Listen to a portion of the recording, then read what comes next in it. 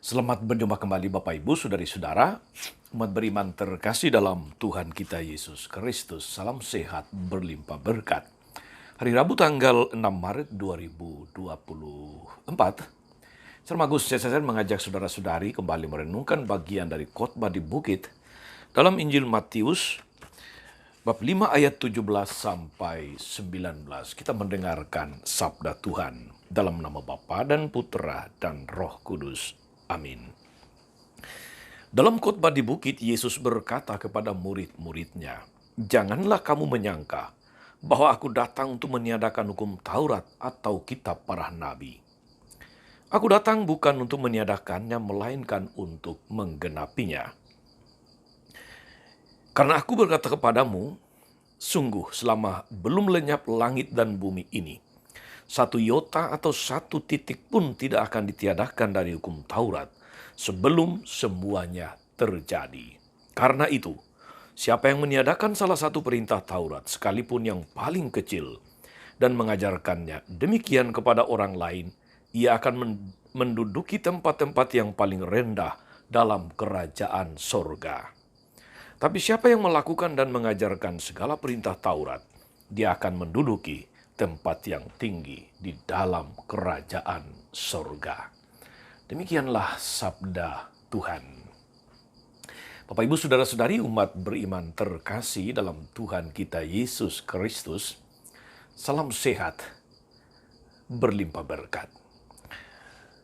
Gladstone pernah mengatakan kalimat ini, "Satu teladan bernilai 1000 kali argumentasi." Hanya ada satu jalan untuk melatih anak secara seksama, yakni dengan memberikan contoh, teladan, kesaksian hidup yang benar. Banyak orang tua yang punya pendapat keliru bahwa anak-anak mengikuti hanya apa yang dikatakan orang tua, bukan apa yang dilakukan. Burung-burung tidak mengatakan kepada anak-anaknya tentang cara terbang. Mereka mengajar dengan mengepak-ngepakkan sayap dan menunjukkan caranya terbang. Saudari-saudara yang terkasih dalam Tuhan kita Yesus Kristus, Yesus datang bukan untuk mengubah hukum Taurat atau kitab para nabi, tetapi untuk menggenapinya. Itulah yang ditegaskan Yesus dalam Injil tadi. Caranya adalah tidak hanya dengan omong-omong saja, atau istilah yang sedang viral dalam rangka pilpres, tidak sekedar omong-omong saja, tetapi melaksanakan apa yang diomongkan itu. Tidak sekedar mengajar, tetapi melaksanakan, mempraktekkan apa yang diajarkan. Singkatnya saudara-saudari, Yesus memberi contoh untuk meyakinkan orang lain. Yesus tidak menentang, juga tidak menghilangkan, tetapi justru menggenapi dan menyempurnakan semangat hukum atau peraturan yang jauh dari kehendak Allah. Misalnya mencintai sesama yang saya kenal, yang saya suka, yang selalu baik pada saya. Yesus menentang prinsip atau mentalitas suka tidak suka, like and dislike. Tapi Yesus lebih ekstrim lagi, yaitu mencintai, mengampuni musuh. Itulah menyempurnakan atau menggenapi hukum. Sumber terjadinya pembunuhan seringkali terjadi adalah hati nurani yang kotor, yang jahat, yang penuh dengan kemarahan, dengan iri hati dan dengki.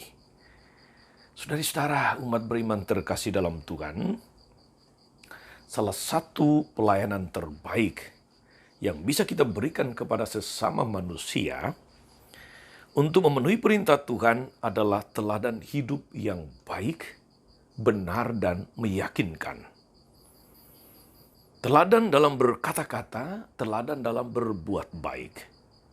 Yesus taat pada hukum dan peraturan serta menerapkannya. secara konsekuen, tepat, dan benar untuk menyelamatkan, untuk membawa kebahagiaan, keselamatan bagi semua manusia. Semoga saudara-saudari, kita yang juga mendengarkan firman Tuhan hari ini diteguhkan untuk ikut serta dalam gerakan Yesus, menggenapi hukum dengan tidak hanya omon-omon saja, tapi lebih-lebih menghayati apa yang kita omongkan, apa yang kita ajarkan, apa yang kita tahu dan pahami sebagai kehendak Allah. Selamat beraktivitas hari ini. Tuhan Yesus memberkati. Amin. Tuhan Yesus Kristus, kami bersyukur karena Engkau senantiasa memberkati, menyertai, dan membimbing hidup kami dengan sabda-Mu. Hari ini, Engkau mengajari kami bahwa Engkau tidak hanya mengajar, tapi menyempurnakan seluruh hukum Taurat melalui cara hidup dan teladan-Mu.